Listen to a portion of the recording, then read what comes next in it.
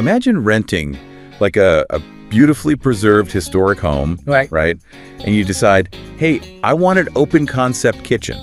Yeah, good luck with that. Right, so you just start knocking down walls without asking the landlord. Good luck getting your security deposit back. No, definitely not happening. But what happens when that rental property is actually the White House? And the tenant is the president. Exactly. And the proposed renovation isn't a kitchen. It's this massive permanent ballroom. Welcome to today's deep dive. We're looking at a really fascinating breakdown from Midas Touch, detailing a heated legal and architectural battle over this exact scenario. Yeah, it's a massive clash between executive desires and, constitutional checks and balances. Because Donald Trump's proposal, it isn't just about expanding space for state dinners, is it? No, not at all. The pitch actually includes a classified underground bunker. Wait, a bunker? Yeah, one designed to protect against drone strikes and ballistics. Oh, wow. That sounds incredibly expensive. Very.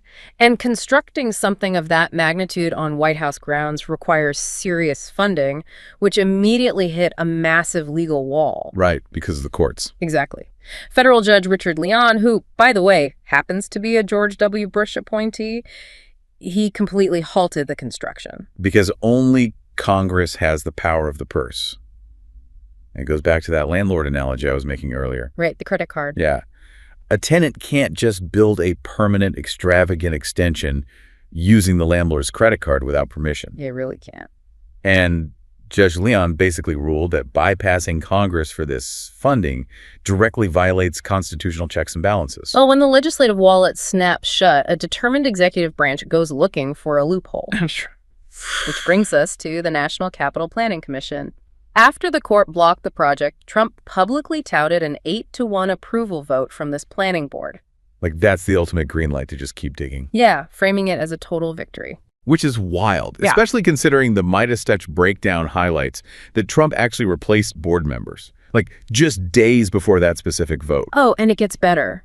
Wait, really? Yeah, the commentators point out that the approved architectural blueprints were so rushed and flawed, they literally featured a staircase to nowhere. A staircase to nowhere. Structurally, how does that even work as a legal workaround? It doesn't.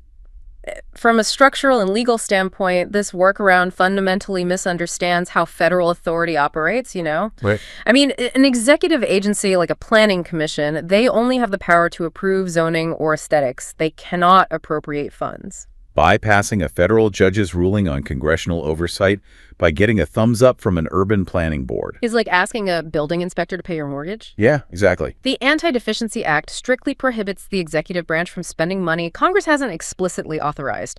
I don't care how many commissions approve the blueprints. So, okay, if the lower courts and the Constitution are blocking the funds, the next logical battlefield is the appellate courts. Or, I guess, even the Supreme Court. You'd think so, but the commentators suggest that route might be equally hostile. How so?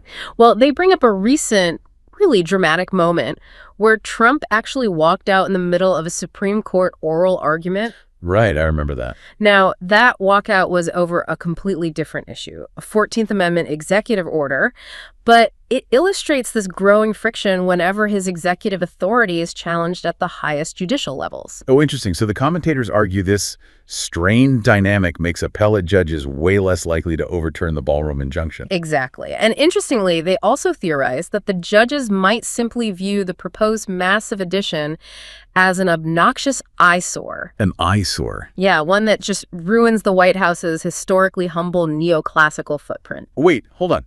Do federal judges actually let local D.C. skyline preferences or their own architectural tastes dictate constitutional law? Right, Because we are talking about the separation of powers here, not a neighborhood homeowners association meeting. Yeah, no, it is highly unlikely a judge would cite bad architecture in a legal opinion. Okay, good.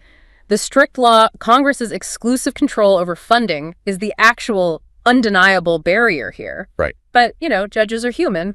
True.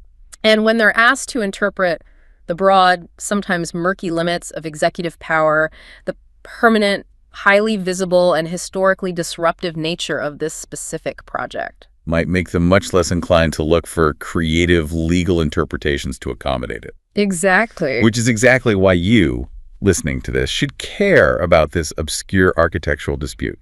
It's a tangible, real-world stress test of how our government functions. taking abstract constitutional theory about who holds the purse strings. And dropping it right onto the White House lawn. It forces us to examine the very real friction between the president's vision for their residents and the structural limits placed upon them by the other branches of government. Leaving us with this final thought to mull over. If temporary occupants of the White House can permanently alter its historical footprint for their own specific needs, where exactly is the line drawn between a functional government workspace and a permanent personal monument?